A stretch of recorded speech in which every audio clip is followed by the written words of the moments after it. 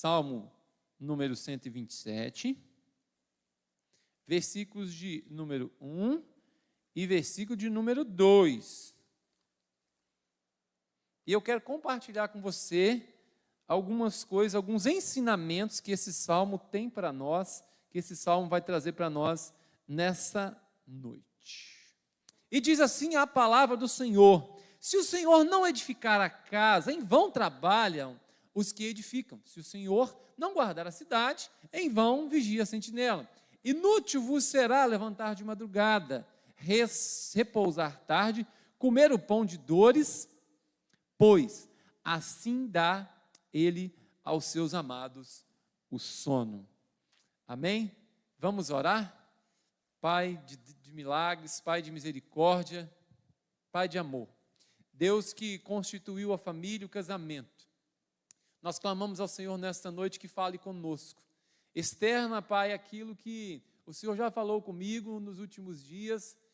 Traga esta mensagem clara, objetiva e simples ao teu povo nesta noite. Abra nossos corações, nossa mente, nosso entendimento para falar, para entender, para ouvir o que o Senhor tem para nós nesta noite. Amém? E nós informamos aí anteriormente que o nosso tema hoje seria, quem lembra? Quem lembra aí? Colocando o quê? Colocando a nossa casa em ordem. E quando nós pensamos em casa, o que nós pensamos? Vamos pensar algumas coisas aqui. Colocando a nossa casa em ordem. Às vezes nós podemos pensar realmente em casa, aquela estrutura física que você fez, que alguém fez, que você comprou, que você projetou, que você planejou e que você fez, que você construiu. Nós podemos às vezes também pensar na empresa, né, onde você trabalha, né, colocar a empresa em ordem. Inclusive existe um método japonês, um método chamado 5S, né? Muito interessante, muito aplicado nas empresas, nas grandes empresas. Ordem, organização, higiene, disciplina e limpeza. Muito aplicado e é um dos melhores métodos, né, para colocar a casa em ordem e para colocar a empresa em ordem. Eu, inclusive, já pude trabalhar com esse método numa empresa há quase 13 anos consecutivos e esse método era utilizado. Que legal, que bacana, tirei muito bom proveito disso e trago até hoje, né, para onde eu vou. Hoje, no comércio, em qualquer lugar que eu vou, ele é muito útil, faz muito bem para mim. Mas o que... E também faz bem para as pessoas que estão à nossa volta, né? Ninguém gosta de casa bagunçada, né? Cueca jogada para lá, toalha molhada para lá, tudo bagunçado aqui, o tapete sujo ali, as vasilhas sujas ali. Ninguém gosta de casa bagunçada, ninguém gosta. Mas o que eu queria falar com você nessa noite, chamar a sua atenção para ouvir a palavra do Senhor, não é exatamente essa casa física, não é essa casa ou essa empresa que talvez você pensou, não é esse edifício feito por mãos, ou essa casa de colonial, ou esse duplex feito por mãos humanas. O que eu gostaria de falar com você nessa noite é de chamar a sua atenção para o que Deus tem para você colocar a sua família. A sua casa em ordem é a sua família. Colocar aquilo que está em desordem, aquilo que é ou que está disfuncional na sua família, para que você coloque e entenda que precisa ser funcional, que realmente funcione. E eu vou trazer algumas coisas que esse texto traz para nós colocarmos a nossa casa em ordem nesta noite. E esse salmo, para nós entendermos o que esse salmo especificamente ele quer falar para nós, principalmente os versículos de número 1 e de número 2. Né? Uma casa construída sem Deus é uma grande ilusão. A essência desse texto, a essência desse salmo para nós, é que ele quer trazer para nós que uma casa sem a presença de Deus, ou uma casa ausente de Deus, é pura ilusão. Construída sem Deus é pura ilusão. Outra coisa, aqui Salomão está dizendo a Deus o seguinte, uma declaração de fé. Diante de tudo que meu pai Davi me ensinou, de toda a riqueza, de tudo aquilo que ele me deu, de toda a estrutura que ele me deu, que meu pai Davi me deu, ou que meu pai Davi me confiou, tudo é inútil esta casa, ou tudo é inútil isso que ele me deu, ou tudo aquilo que ele me confiou, se não houver o Senhor, ou se não for o Senhor o edificador. Eu vou contar uma história para você. Certa vez a professora, vou contar a primeira parte, no final vou contar a segunda parte, tá bom? Eu prometo para você. A professora, conversando algumas questões e perguntando aos alunos, ela disse o seguinte: ela estava conversando sobre os termos e chegou ao termo céu e inferno. E perguntou assim para a turma, o que é inferno? Aí um aluno lá na parte de trás levantou e falou assim: professora, eu sei o que é inferno. Mas como assim? Você sabe o que é inferno? Onde ouviu essa palavra? Como que é? Me explica isso. Como que você ouviu essa palavra? Falou, eu sei e vou falar para a senhora, o inferno é lá em casa. Meu filho, você sabe o que você está falando? Você sabe o que você está dizendo? O inferno é lá em casa, professora. Lá na minha casa, lá não tem paz. Lá na minha casa, o meu pai, ele é alcoólatra. E ele chega em casa bêbado e bate na minha mãe, e se a gente correr, também bate em mim. O inferno, professor, é lá em casa. Meu pai é usuário de drogas. O inferno é lá em casa, professora. Lá na minha casa não tem café da manhã em família, não tem almoço em família. Lá na minha casa não tem culto doméstico. Lá na minha casa nós não temos o costume de ir para a igreja. Professor, eu te provo, eu estou te provando que o inferno é lá na minha casa. Lá na minha casa nós não oramos juntos. Lá na minha casa não tem momento em família junto. E aquela professora então observa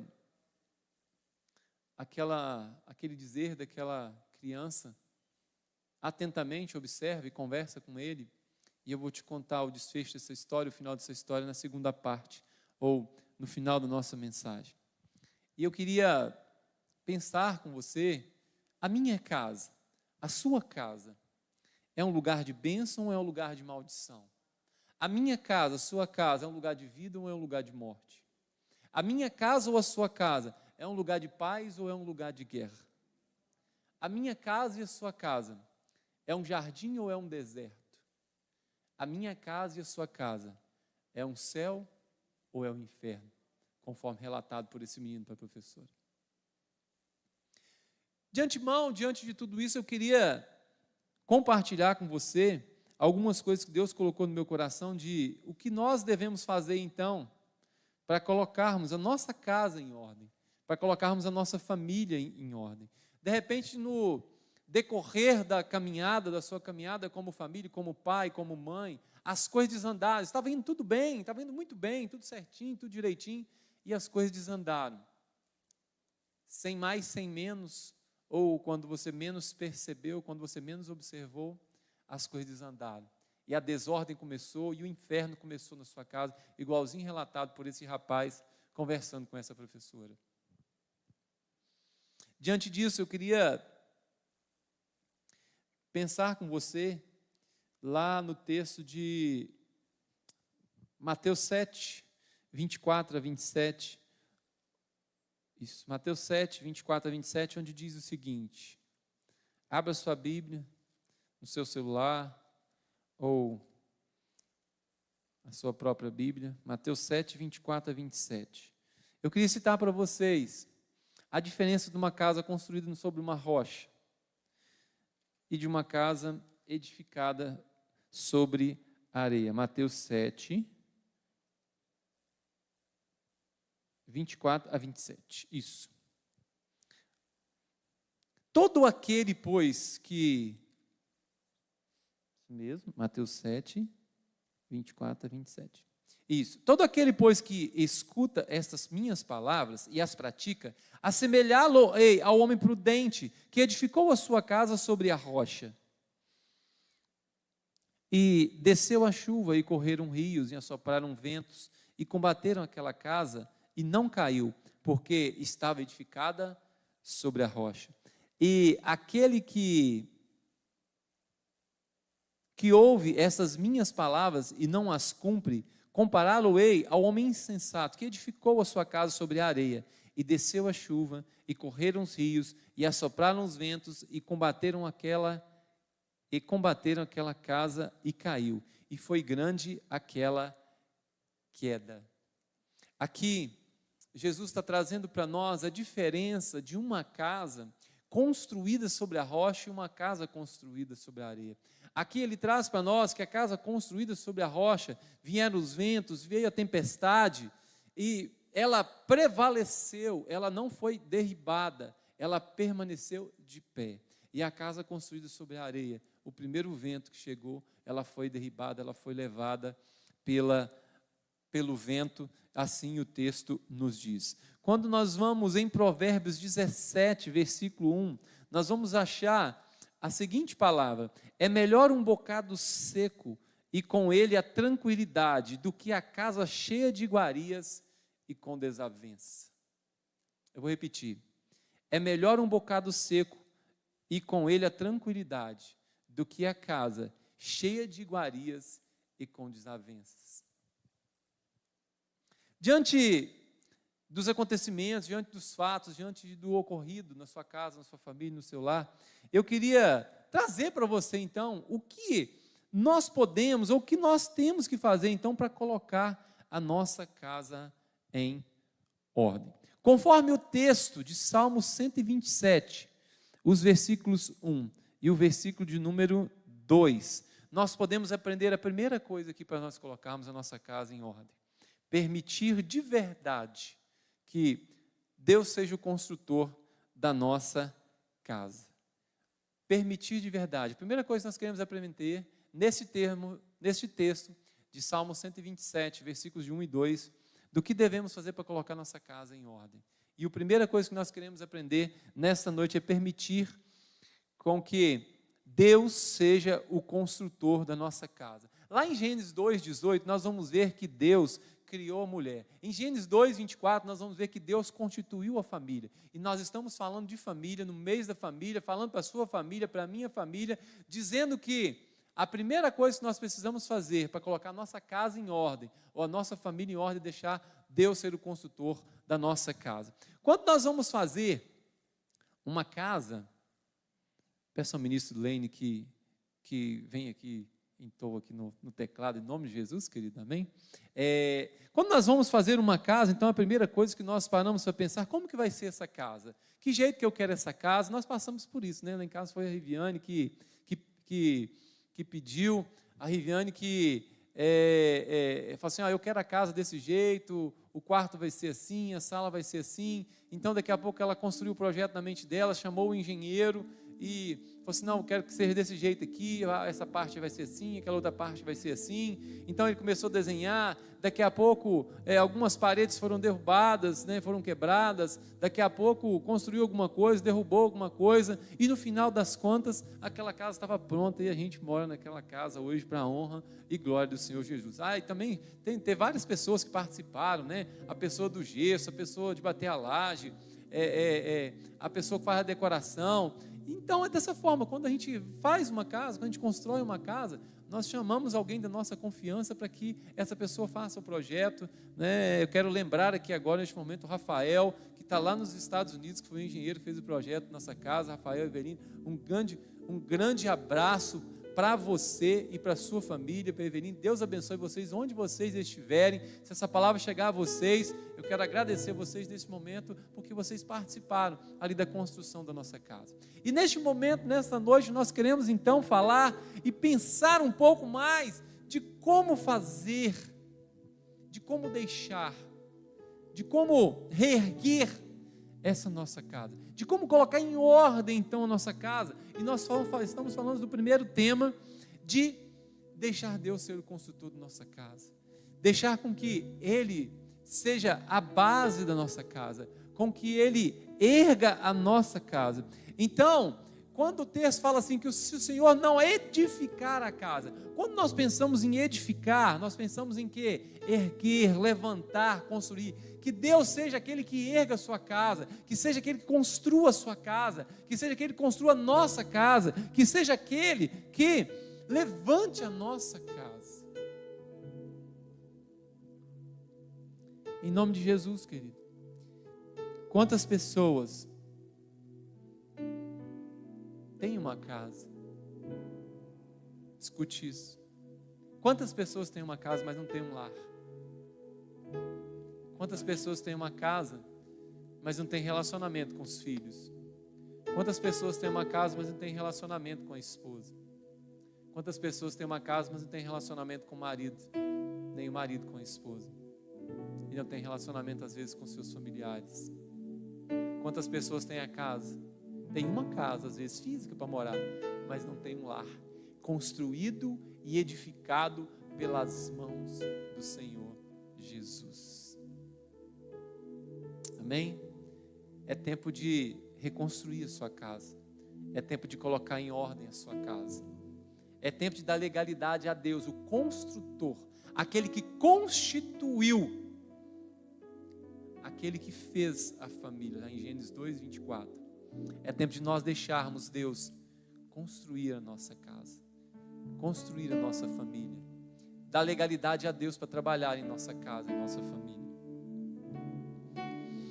Nenhum sucesso justifica o fracasso ou a perda da sua família ou do seu casamento. Nenhum sucesso na minha vida e na sua vida justifica o fracasso ou a perda da sua família ou do seu casamento. Escute isso e guarde para você. Não vale a pena você trabalhar 24 horas por dia e perder sua família. Não vale a pena. Não vale a pena você passar 18, 20 horas por dia com seus amigos e não dedicar tempo a seus filhos. Não vale a pena. A primeira coisa que nós aprendemos então nessa noite é que nós devemos deixar Deus ser o construtor ou edificar a nossa casa. E a segunda coisa que nós queremos aprender no Salmo 127, na parte B do versículo 1, é o seguinte: permita que o Senhor guarde a sua casa. A segunda coisa que nós queremos aprender no Salmo 127 é que você, que eu, nós possamos permitir com que o Senhor Jesus, com que Ele guarde a nossa casa. Diz assim a parte B do versículo 1: se o Senhor não guardar a cidade, em vão vigia a sentinela. Eu parei para analisar algumas coisas aqui sobre a palavra sentinela. A gente conhece texto, conhece muito texto, né? É um texto conhecido nosso, principalmente no mês da família. Nós conhecemos muito esse texto. E o que significa sentinela? É uma palavra italiana, eu não sabia. É uma palavra italiana. Ela provém do ouvir ou do perceber. Pessoa que tem a função de vigiar algo e ficar atento a qualquer perigo ou ameaça. Então, sentinela é aquela pessoa que vigia, que guarda, aquela que tem o ouvido aguçado, aquela que tem a percepção aguçada, ou a pessoa que tem a função de vigiar algo, ou alguém, ou alguma coisa, né, e ficar atento ao perigo ou ameaça. Então, a segunda coisa, permita que o Senhor guarde a sua casa. Eu coloquei aqui para nós uma anotação que ela é muito válida. Quando nós pensamos em bens materiais, casa principalmente, nós fazemos o seguro da casa, fazemos o seguro do carro, dos móveis, e por aí vai. E não tem nada de errado nisso, né? Inclusive eu quero fazer uma propaganda que nossa irmã Bíblia, aqui da igreja, que ela vende o seguro para o seu carro, para sua casa, para o seu imóvel. Propaganda aqui, 0800 para nossa irmã aqui da nossa igreja, tá? Ela vende, não tem nenhum mal nisso, nenhum problema nisso, fazer seguro da sua casa, do seu carro, não é? Do seu prédio, do seu comércio, não tem nenhum problema, é muito válido isso. Só que além disso nós precisamos estar assegurados naquele que te deu e permitiu com que você fizesse, construísse a sua casa física. Em contrapartida, nós precisamos parar para pensar que a casa que foi construída, ela foi construída por Deus. E ela foi permitida por Deus, essa construção. Sabemos que hoje nós colocamos, por exemplo, na nossa casa, câmeras. É isso mesmo. Às vezes arames nos muros, colocamos cadeados, portões eletrônicos, muito seguros, né, para nos proteger aí de um possível bandido, e que é muito válido. Mas Nós precisamos, além disso, entregar o controle nas mãos de Deus e deixar Ele ser o guarda da nossa casa, deixar Ele ser o vigia da nossa casa, em deixar Ele que tome conta da nossa casa, dos nossos filhos, do nosso lar. O que nós temos feito para guardar, o que eu e você temos feito para guardar a nossa casa, os nossos filhos, a nossa esposa, aqueles que estão sob a nossa responsabilidade? O que eu tenho feito? O que você tem feito? Quando nós vamos para o texto de 1 Timóteo 5:8, 1 Timóteo 5, versículo 8, Paulo falando a Timóteo, seu filho na fé. Paulo diz assim a Timóteo, essa carta é direcionada a Timóteo. Algumas cartas de Paulo são direcionadas à igreja. Essa carta de Paulo é direcionada a Timóteo, o seu filho na fé, aquele que aceitou a Jesus em uma pregação de Paulo. Ele diz assim: mas se alguém não tem cuidado dos seus, e principalmente da sua família, negou a fé e é pior do que o infiel. Se alguém não tem cuidado dos seus, e principalmente da sua família, negou a fé e é pior do que o infiel. Quando nós paramos para analisar os primeiros 7 versículos, também demais versículos de 1 Timóteo, nós vamos ver uma carta direcionada a Timóteo em cuidar da sua igreja. E aqui nesse versículo número 8, bem específico, ele diz assim: aquele que não tem cuidado dos seus, e principalmente a sua família, negou a fé e é pior do que o infiel. O que mais interessa para Deus é o que você tem feito para guardar a sua casa. O que mais interessa para Deus é o que nós temos feito para cuidar da nossa casa, cuidar da nossa família, cuidar do nosso lar, cuidar dos nossos filhos. E aqui quando ele traz que negou a fé e é pior do que infiel, ele está dizendo assim: é pior do que aquele que não crê em Deus. Quando você não tem cuidado dos seus, da sua família, ele está dizendo que você negou a fé em Jesus Cristo, e é pior do que aquele que não aceitou, ou daquele que não crê em Jesus Cristo como seu único e suficiente Salvador. Então, o primeiro tópico, nós aprendemos que precisamos deixar Deus ser o edificador da nossa casa. O segundo tópico, nós aprendemos em Salmo 127, é que nós possamos permitir que o Senhor guarde a nossa casa. E o terceiro e último tópico que nós queremos aprender nessa noite é entender que o sustento vem do Senhor. Quando nós paramos para ler o Salmo 127, o versículo de número 2, nós vamos achar o seguinte: Salmo 127, versículo de número 2. Diz assim o texto: inútil vos será levantar de madrugada, repousar tarde, comer o pão de dores, pois assim dá ele aos seus amados o sono. O texto está falando para nós assim: olha, a você que tem priorizado o seu trabalho, não priorize o seu trabalho. Aquele que tem priorizado o que envolve trabalho, eu tenho levado trabalho para casa, não priorize, não leve o trabalho para casa. Inclusive, vou dar uma dica para nós, para todo mundo que está ouvindo, que está vendo essa live. Quando você chegar em casa, chegar de uniforme, a primeira coisa que você faz, tira o seu uniforme e toma um banho. Automaticamente, você está se desprendendo do seu trabalho. E você está chegando para o seu ambiente, para a sua casa, para dar atenção aos seus filhos, para dar atenção à sua família. Outra coisa, para dar atenção também para a sua esposa. O que nós vamos levar quando nós morrermos? Nada. No texto de 1 Timóteo 6, versículos 7 e 8, nós vamos entender, nós vamos perceber que nós não trouxemos nada para esse mundo e nada nós vamos levar desse mundo. Nós viemos nu e não vamos levar nada. Nós estamos no terceiro tópico para dizer o seguinte: entender que o sustento vem do Senhor. no versículo número 2 de Salmo 127. Seus amigos não são mais importantes, seu trabalho não é mais importante. O mais importante é a sua família. O importante é nós entendermos que o sustento e a provisão vem do Senhor.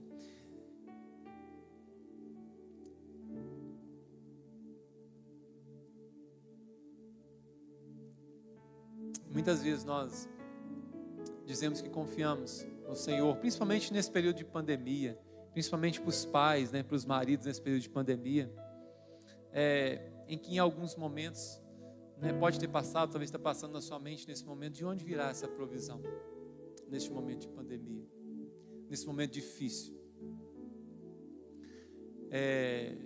Talvez eu estou falando para algumas pessoas que não sabem o que vão almoçar amanhã, talvez outras já conseguiram se recuperar desse período de pandemia, depois do comércio aberto, depois de algumas liberações. Não estou aqui apoiando ou desapoiando qualquer decreto do governo, eu não vim aqui para isso, que fique muito claro, tá bom? Mas talvez você tenha pensado no seu sustento, e muito, nesse período de pandemia. Talvez você está sem trabalhar já há algum tempo, talvez você está dependendo financeiramente de alguém. Eu quero dizer para você que isso é só um momento. É só um momento. E quem sustenta a sua casa, a sua família, é Deus.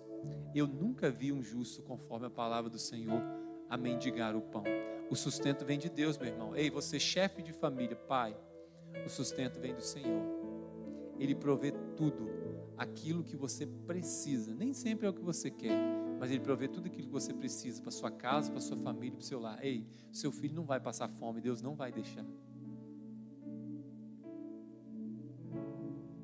Você vai continuar tendo que vestir seu pai que está no céu, não vai deixar você passar frio, nesse período frio da nossa região. O sustento vem de Deus, o sustento vem do Senhor. Nós ministramos nessa noite 3 coisas que nós precisamos fazer para colocar a nossa casa em ordem, a nossa família, a nossa casa em ordem.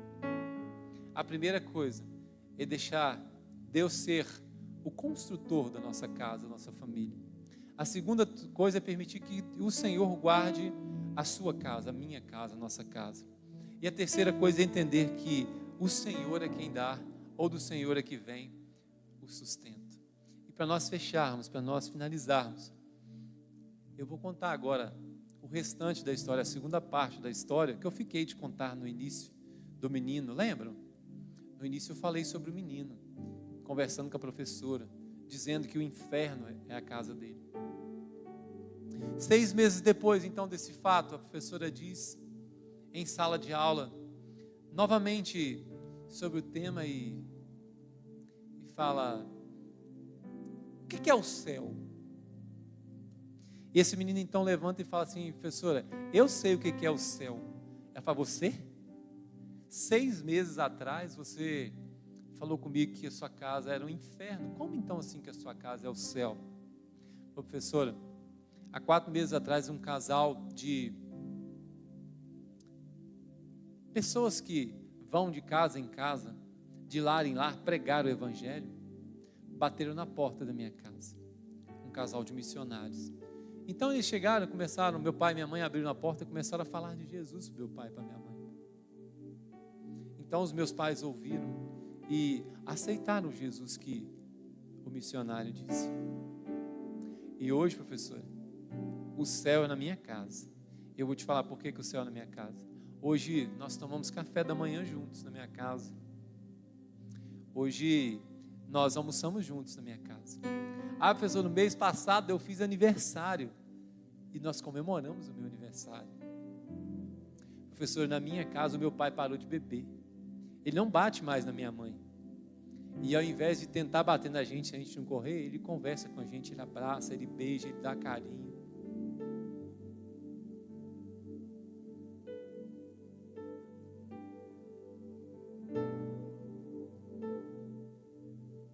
Professor, na minha casa nós fazemos um culto doméstico. Professor, na minha casa nós oramos juntos. Professor, na minha casa a gente nunca tinha ido, a gente está indo para a igreja juntos. O céu, professora, eu sei o que é.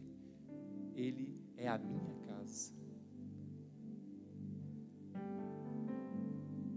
Você que ouviu e entendeu essa mensagem nessa noite, eu quero dizer para você que, para você colocar em ordem a sua casa, você precisa contar uma nova história. E para você contar uma nova história, você precisa reeditar a sua história.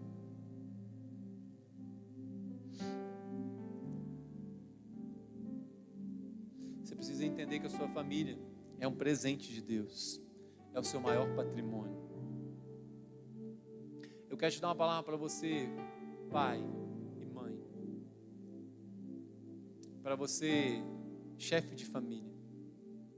Derrotado não é aquele que cai, mas é aquele que desiste de levantar. Escute isso.